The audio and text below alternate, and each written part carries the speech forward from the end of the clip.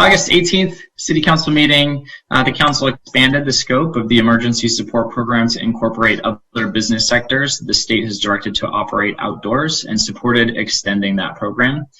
Council also directed staff to return with some additional corollary information regarding aspects of the outdoor operations program. And this report will go through a couple of those items. The first is clear construction standards for the outdoor dining sections. 2, to allow businesses to utilize the bulb outs on Avenida Del Mar. 3, to increase bicycle parking along Avenida Del Mar. 4, to allow businesses to use neighboring patios, pass-throughs, and alleys. And then there were 2 additional items that staff is still working towards regarding a consideration of a temporary one-way on Avenida Del Mar and a potential expansion of a sidewalk on Avenida Victoria. And the preliminary information on those 2 elements will be brought to the next council meeting, October 6th. So we'll jump to the next slide, please. For the first element here, the design standards for the outdoor dining specifically. And so throughout the staff report that you have in front of you, there's a variety of recommendations, and I've consolidated those here. And this program is already been sanctioned by council, so no resolution would be needed at the end of this report. But I am looking just for your input and advice on these different areas of the ongoing program, and staff will incorporate those as we move forward implementing this. So for design, the first piece of that obviously is the surrounding barrier for each area. And we have a variety of barriers that exist out in the street, and there are some photos provided in the presentation attachment to your report. And we'll look at one sample after this slide, but there's parade barricades, and those can be enhanced with barricade sleeves. There's barricades disguised with wooden lattice. There's solid landscape planters and constructed wood barriers. Staff is also recommending that we buffer, especially the parade barricades with landscape planters, as there has been some concern about vehicles getting close to those, and especially the feet of those elements. Lighting is another aspect of the design, and so staff is amenable to lighting.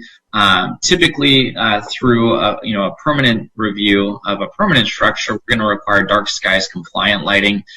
In this case, given that it is temporary, I think that we will be amenable to string lights, given the limitation that there needs to be an 8-foot clearance if the power is coming from a tenant suite, so that the sidewalk is still clearly passable, and that lighting be disconnected after hours. For shade, we have both market umbrellas, pop-up tents, and other things, but I do recommend that we move in the direction of just doing market umbrellas for the restaurants, especially to bring a level of consistency and higher aesthetic. For landscaping, I'm recommending that we increase the landscaping in each area and require 1 5 to 7 gallon plant per table, just an easy threshold to navigate there, and something to soften those spaces along the street. And finally, we do recommend sticking to what is currently implemented of only having on-street dining where the speed limit is 25 miles per hour or below, as I have done some research to other cities that have longer standing programs, and that is a consistent threshold. If I can go to the next slide, please. Here's some images that I was just referencing, and a couple stars just to grab attention. One to the market umbrellas on the top left. Bottom left, you see the constructed wood area that's not a platform. We also obviously have some platforms that have been created. And the top right, you can clearly see the parade barricades that the city has loaned to a variety of restaurants. In the bottom right, you can see the wood pickets. And again, more elements and were provided in photos in the extended version of the presentation in the packets. Can I go to the next slide, please? Bulb outs were another element recommended to come back for discussion.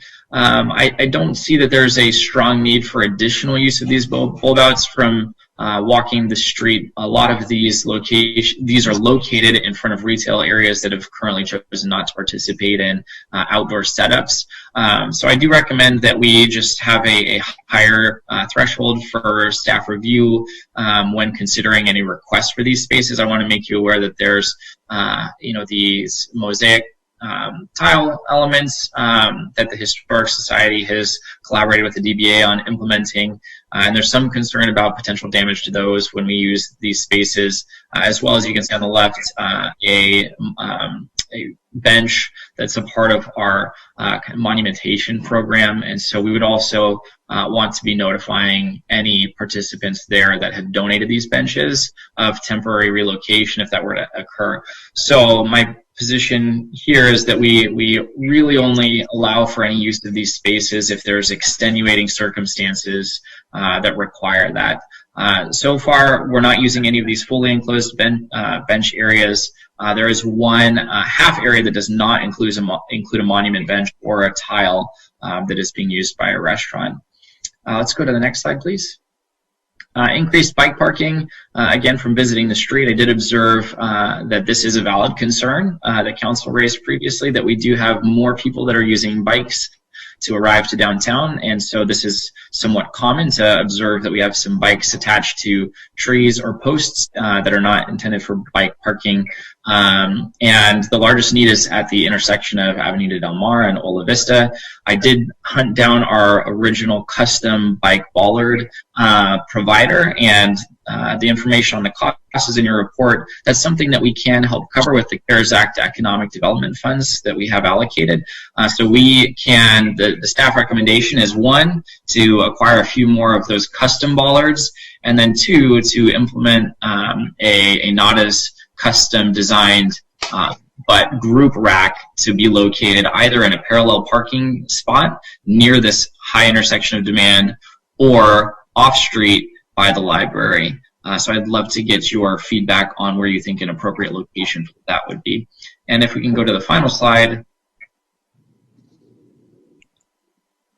It was also raised to look at alleys and whether these would be a reasonable location to expand some outdoor dining areas.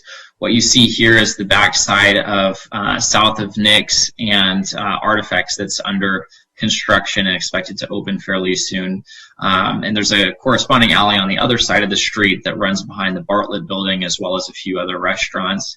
And I did note in the staff report that there's some varying opinions on whether these should be used. I did confirm with OCFA that they would not have any access issues should council decide to use this space for an expansion of outdoor dining.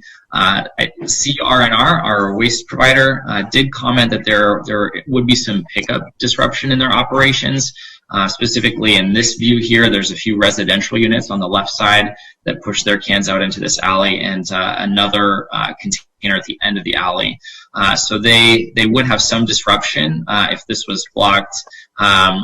I did also hear similar feedback from our Public Works Director that a full-time closure would have some impact on circulation that aren't advisable, but potentially a temporary evening-only compromise is something that could be used to satisfy and meet the needs of everyone around. Again, in this photo, I'd just advise you that to the right is a restaurant, but to the left there is a retail use on the bottom, and there are apartments above. So also a piece of your consideration should take into account those units and what hours you think would be appropriate, given that there would likely be additional noise in this alley. So that concludes those 4 elements of discussion, and from there I would love to take your feedback and wrap that into the ongoing program. Thank you.